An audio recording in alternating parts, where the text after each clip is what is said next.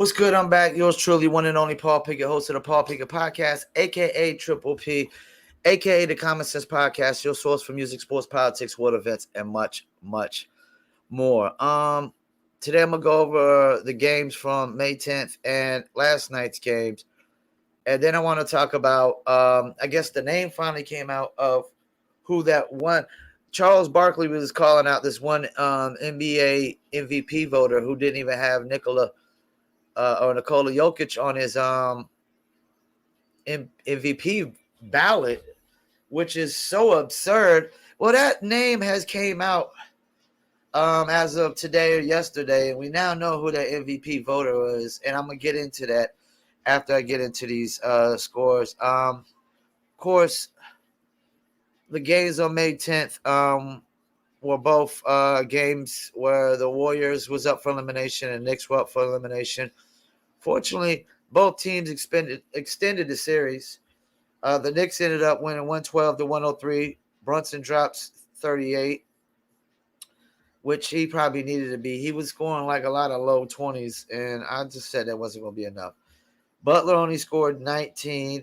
I wouldn't expect that low of a scoring game next game. 18 from Bam Adebayo, 14 from Max Strus, 11 from Caleb Martin, and 17 from Duncan Robinson as well. The Knicks were very, very well balanced. RJ Barrett gave you 26, 24 from Julius Randle, and 38 from Brunson. They didn't get much from nobody else, though. So they needed all three of those guys to ball out. And that's their top three guys anyways. Brunson, Barrett, and Randle. And then I would say their fourth best, I would say, be like probably Josh Hart or Quentin Grimes or Emmanuel Quickly. He's not even playing right now. He's inactive. I guess he's hurt. But he's still kind of young. And, of course, the Heat are missing Victor Oladipo and Tyler Hero, which are two of their best scorers. All right, let's get into the Lakers and Warriors. Of course, the Lakers did not close it out. 121 to 106 was the score. Warriors beat the Lakers. You got 25 from LeBron, but he was a negative 16. Anthony Davis was 23 points with a minus 22. Austin Reeves, 15 from Russell, and 14 from Schroeder. That's the thing. They needed like a 30-point game. Anthony Davis needs to be scoring 30-something from here on out. And I understand he got hurt. He got hit in the head. I'm not going to do like Charles and Shaq and laugh at him going out in a wheelchair or whatnot. Because, I really don't even care, man. Like, I don't want Lakers to win anyways. And if a cat is always hurt, then he just shows himself who he is. This cat is always hurt. He's always getting hurt. And some people went in on it. Stephen A. Smith, he went in on it. That's the thing. People were sitting there talking about going in on Shaq and Charles Barkley for laughing. Stephen A. Smith went in worse. Stephen A. Smith said, concussion. I thought the football season was over. Now, that was funny. That was funny, what Stephen A. Smith said. Yeah, so, and like, Lakers ain't winning this championship or ain't getting out of this round or past the next round without a dominant Anthony Davis. It's clearly LeBron James. Went through the list of players the other day, man. LeBron James is not a top 10 player in the league anymore. That's why he was third team All-NBA. And I'm actually going to go over those two, the All-NBA teams. LeBron was third team All-NBA this year because he's not top 10 anymore. I can name 10 players better than LeBron right now. Jokic, Embiid, Giannis, Luka, Devin Booker, Kevin Durant, Jason Tatum, Jaylen Brown, Anthony Davis, and Jokic. I didn't say Jokic. Did I? Did I say Jokic? I probably could name 13 or 14 better than him right now. Um, and let me Steph Curry. Steph Curry. See, I mean, like Jimmy Butler. Right now, Jimmy Butler is better than LeBron James. That's why he was second team All NBA. I don't know that I would necessarily say Donovan Mitchell was better than LeBron James, because Donovan Mitchell's still missing something. Yeah, he can score a lot in the regular season, but he's still missing something. And let me go over these All NBA teams. Where they at? Where they at?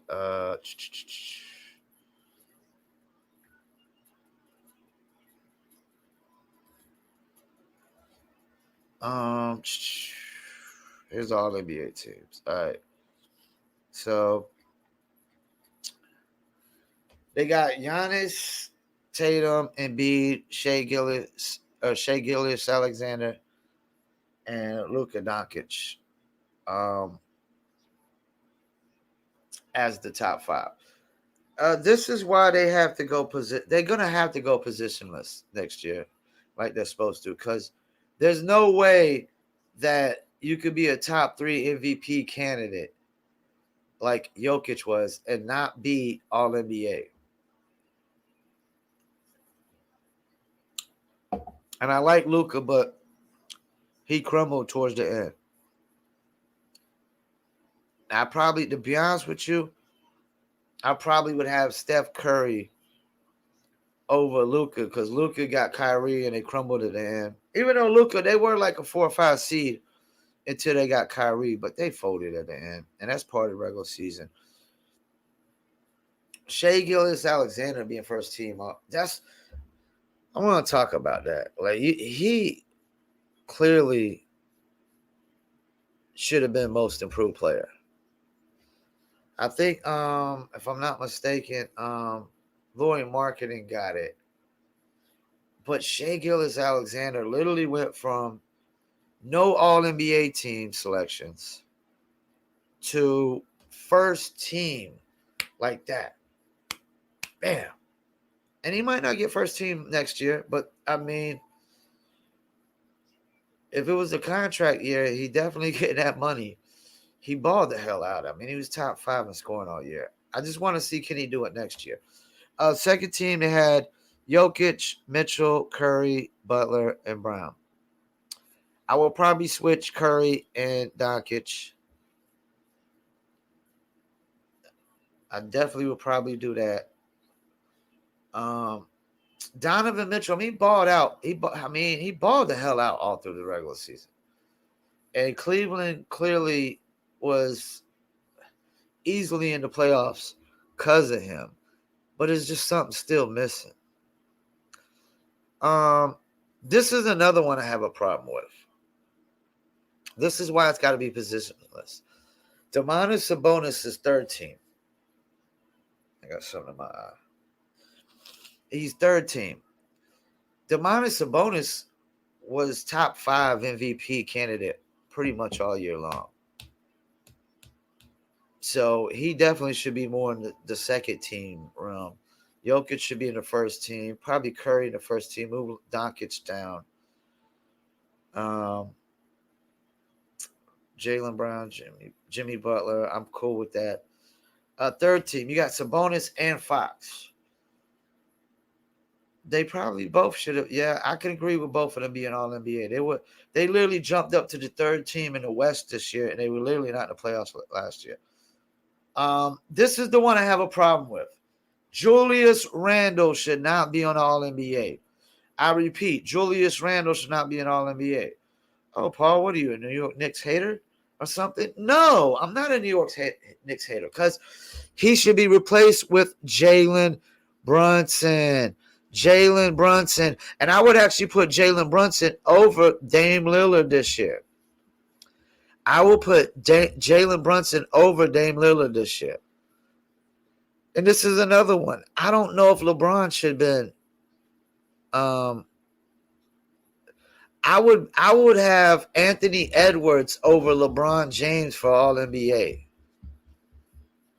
I would take off LeBron James and Julius Randle and Dame Lillard, and I probably would replace him with Ja Morant, Jalen Brunson, and who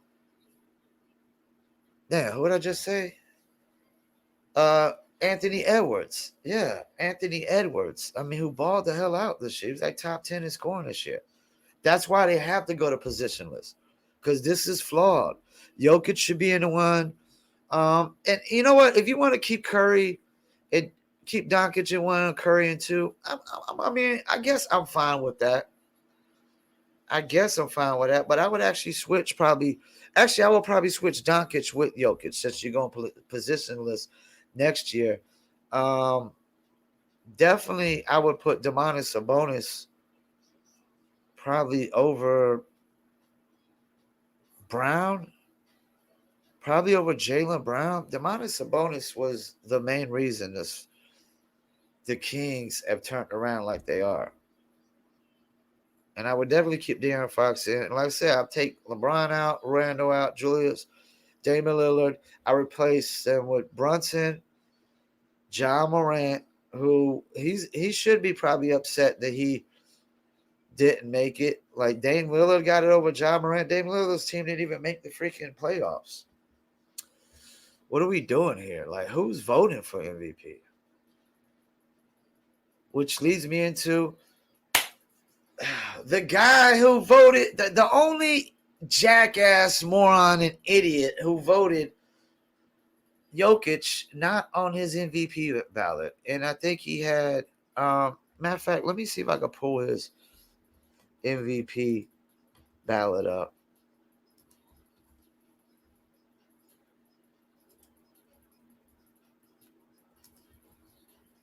Let me see if I can pull his ballot up.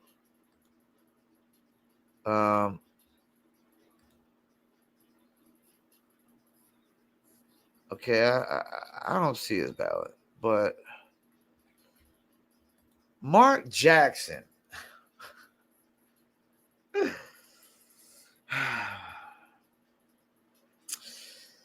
If you're wondering why the Warriors moved on from him, I remember when people were like so pissed off that Mark Jackson got fired and replaced with Steve Kerr. And what were they saying about Steve Kerr? He has no coaching experience. Well, either did Mark Jackson before he started coaching. It's funny to me when people be like, yo, Steve Nash had no coaching experience. Well, either did my man, coach for Dallas Mavericks. I can't even think of his name right now. Jason Kidd. Did Jason Kidd have coaching experience before he started coaching the Milwaukee Bucks? You know how much coaching experience he had before he started coaching the Milwaukee Bucks? Zero. Everybody has zero experience before they get experience. It's like college kids who think they got experience. Like college kids have no real experience. Because while you were going to college, I was just doing the job, getting experience. There's no experience like experience. So Mark Jackson, if you wonder why he got fired from the Warriors, this is why. Now you know it. Because I asked myself one or two questions and I'm not going to hold back on this one. Because the first question I asked myself when Mark Jackson not voting Jokic in his MVP ballot, especially based on the false narrative that Kendrick Perkins put out there that all the MVP voters most of them were white, so they were racist. First thing I questioned was this voter racist? I didn't even know who the voter was. Or I questioned, were they under the pressure of trying not to be called a racist? Because if they voted for Jokic, they were afraid that people would say that Kendrick Perkins' narrative was true when there's only been 4 white NBA players to get MVP vote to win the MVP in my 44-year lifetime, and 3 of them were European-based players. So there's only been 1 white American NBA player to get to win an MVP in my lifetime, and it was Larry Bird. And yeah, he won 3 straight. So you would think if the MVP voters would, if they were really trying to be biased towards just white MVP, white players, they would actually try to pick a American player as well. Because I could tell you right now, Americans are biased towards Americans. How do I know that? I promote music for a living. And one thing I have totally noticed is the American market, the U.S. market, is biased towards international artists. They'll allow some in, but not all. Not so many. Just a few. And yeah, more international artists are starting to pop more in the American market now. But I remember the time when, for example, I interviewed T.C. Tompkins, who broke Sade in the American market. Nobody know how to do it because that's the thing. It's like 90s hip-hop artists get more love and support overseas than they do in America right now, because America is into this not hip-hop culture no more. It's rap culture. It's this BS rap culture. Shoot 'em up, bang, bang, I pop pills, shoot drugs. That's not really international culture. There's so much big differences of our culture. Like, Americans don't really, like, it's like even Black Americans don't really, they'll clown Africans. They clown Africans. They'll say they're African American, but then they'll clown actual real Africans in America. I've seen this. Like, they'll put them down and clown them like they're corny and stuff like that, because African culture and American culture are 2 different things. There's a culture difference. It's not, like Denzel said, it's not about race, it's about culture. So I know for a fact that Americans are biased towards Americans when it comes to international. So if the voters are really going to be biased, you would think they would try to find a white American-born NBA player to be biased towards. And in fact, there's only been 4 in my lifetime. The rest of them have been Black Americans or international Black players like Giannis or Embiid or Akeem Olajuwon. The whole narrative is horseshit. So first thing I think is this voter is either pressured under not wanting to be called a racist or he's a racist. Now that I know Mark Jackson is the voter, first thing I assumed was Mark Jackson's racist. And then people were like, well, Paul, Mark Jackson is a Christian. He's a Christian. Oh, there isn't a bunch of hypocritical Christians. There ain't a shit ton of Christians that are only Christians on Sunday, and on Monday through Saturday, they're non-Christians. They're not that's the thing about Christianity. And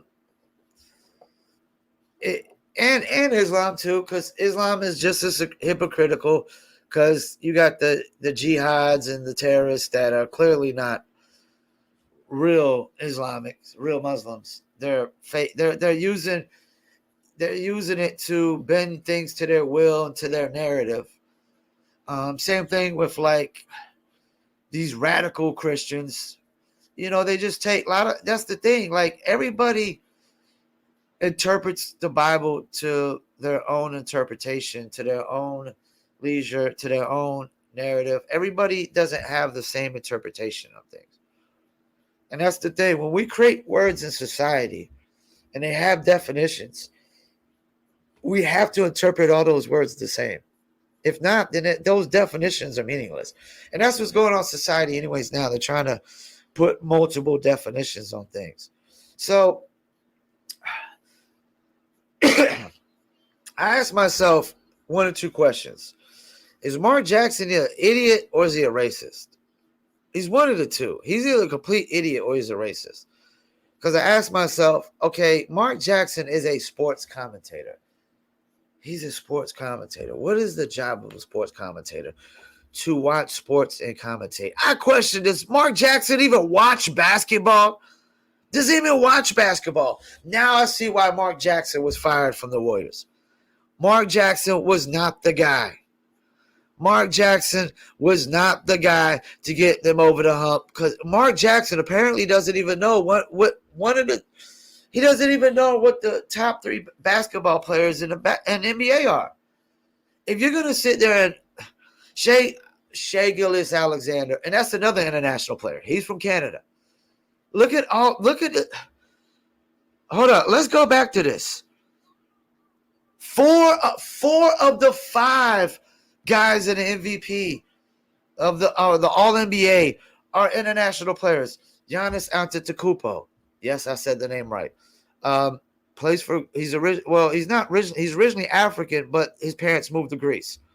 So he's not Greek, but when you live in, that's the thing. When you live over in international countries, you can't say you're African Greek. That doesn't work. You're either Greek or get the fuck out. You can't say you're African French when you're in France. It's either French or get the fuck out. You know, it's only in America that we put these things on people that they're not. If you're born in America, you're American. You don't know nothing about international culture. You're so distant and disconnected. Like, even I'm supposed to have Irish in my blood.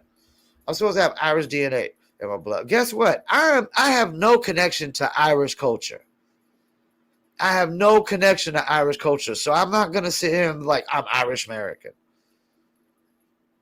I used to say I was Irish, English, Scottish, Dutch. But no, I'm not. I'm American. So Joel Embiid, African.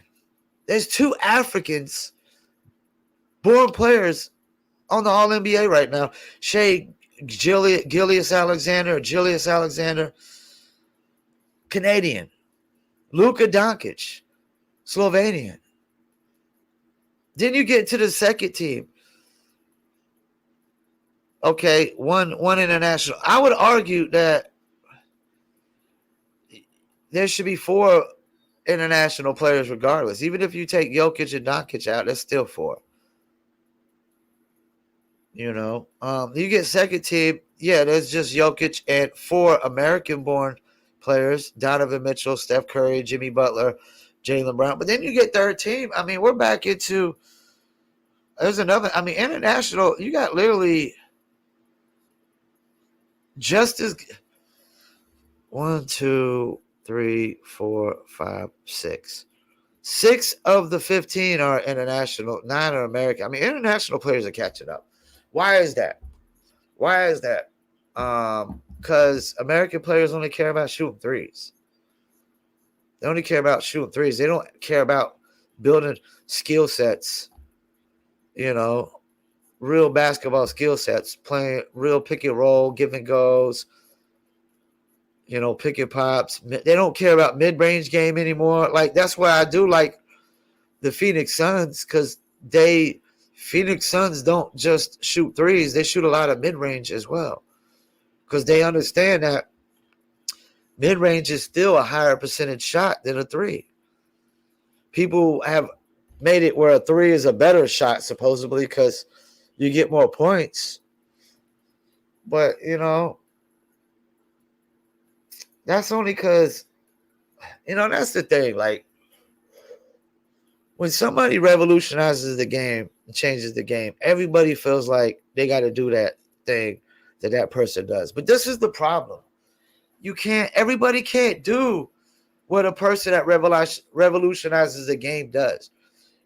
Because if they could, they would be the one revolutionizing the game, not the person who did it. You know, it's like when 50 Cent was like the first cat to be making $50,000 a week off of mixtapes. And Eminem signs him off mixtapes. Everybody thinks they can blow up off of mixtapes now. But guess what? Nobody blows up off of mixtapes like 50 Cent did. Nobody's able to do what 50 Cent was able to do. Because this is the thing. The devil is in the details. In all the details. Well, even Mark Jackson did say, now, he said the Warriors were the greatest shooting backcourt ever. Now, he was right about that. He was right about that. But he was apparently wrong about a lot of other things.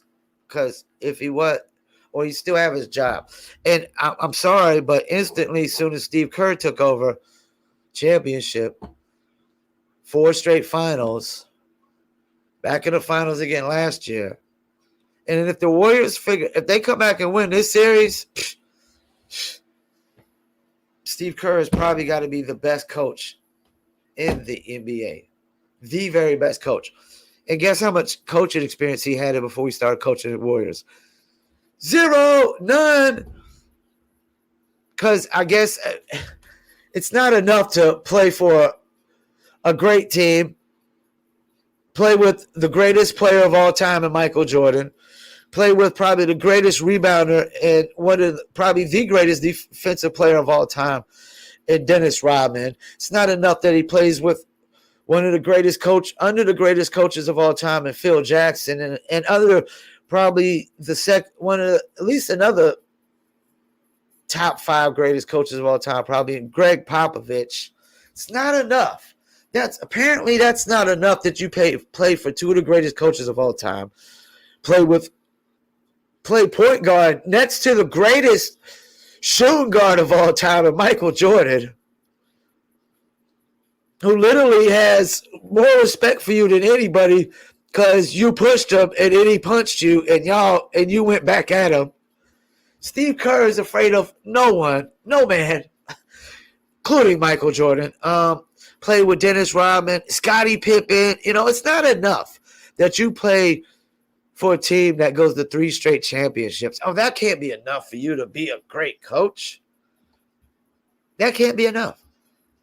I mean, and another thing that kills Kendrick Perkins' argument and all these other people with these coaching experience. Who was a player coach for the Boston Celtics? Bill Russell. Duh. If y'all know y'all's history, Bill Russell was a player coach. So it's not enough that a player can coach who had no experience as a coach. Because that's the thing. Like playing could be enough experience to coach. Like let me name some players that I think would be clearly good coaches or great coaches. One of these cats never even won a championship, but Chris Paul would make a great coach. Literally out the gate. He's already a coach. Did you see him in a huddle last game that Phoenix, the game Phoenix won before this last one? He was literally in the huddle coaching. Because that's who was in the huddle when Jokic went over there and got shoved by Durant. It was Chris Paul there coaching the guys up. Chris Paul would make a great coach. Draymond Green is going to make a great coach if he wanted to coach. But apparently he's got a contract already waiting for him on TNT. Because I guess they're looking at him to replace Barkley. Which is he's a very good pick. He's probably the closest thing to pick Barkley. Except that he won't be as real as Barkley. He won't be as real as Barkley when it comes to politics and the wokeness. He'll fall. And I could be wrong. Because Draymond Green did call out Lisa Leslie on her bullshit about the gender pay gap in the WNBA. There's not no gender pay gap. There's not no lack of support when the NBA is kicking out hundreds of millions of dollars every single year, only to lose $10 million every single year. It's a lack of interest. And who's the people showing the most lack of interest? Women. I think 15 or 10% more men watch the WNBA than women. So this is a women problem. This is women not supporting the WNBA. This is their fault. They're the reason. They are to blame. Men are subsidizing the league. Men are going out and pouring out their blood, sweat, and tears on a basketball court and building up their brands to keep the WNBA alive. Man, any other business would have been shut down already. They've literally lost $10 million for 10 years straight. Any other business would have been shut down already. They would have shut it down and wholesaled off everything that they could.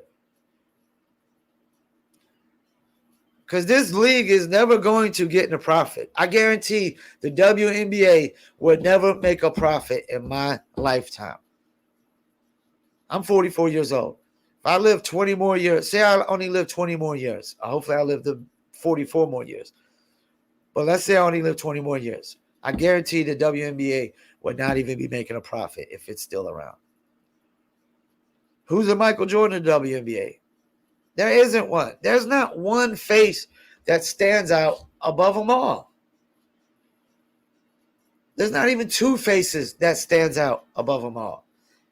And then you got Brittany Griner supporting biological men playing in the WNBA. Well, guess what? You won't even have a job playing in the WNBA if biological men can play in the WNBA because they'll completely take over every single team. One thing, though, I will know, it might be a little bit more interesting because they will be dunking. They will be dunking the basketball. The problem with WNBA is it is the equivalent of watching a recreational basketball game. It is the equivalent of watching a recreational basketball league. Because you know what I played rec ball, and you know what most people at rec ball were not doing? Dunking. All we could do is lay the ball up and shoot jumpers. That's what the WNBA is. It's the equivalent of a rec ball league. So, yeah. And you know what? Before I go, I want to go over the Suns. What do I think the Suns should do in the offseason?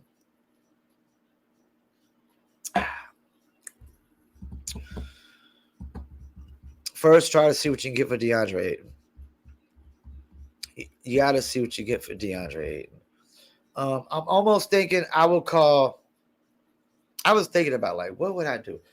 I will call the T-Wolves and see, would they be willing to trade Karl Anthony Towns for DeAndre Ayton and Chris Paul? And a pick, if I have to. And throw in a pick. And try to get Karl Anthony Towns to the Suns with Devin Booker, who, if I'm not mistaken, he played with in college, and Kevin Durant. And then I ain't worried. I'm not even worried about who you got on the bench. I'm not worried about bench pieces after that. Fill them in, get whoever you got. If you can keep everybody you still got, so be it. So be it.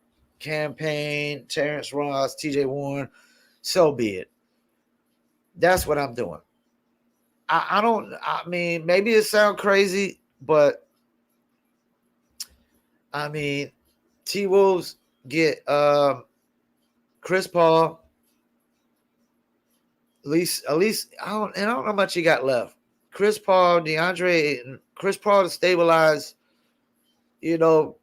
Anthony Edwards, teach him how to win. At least give him. I think Chris Paul with Anthony Edwards just for 1 year would make all the difference in the world.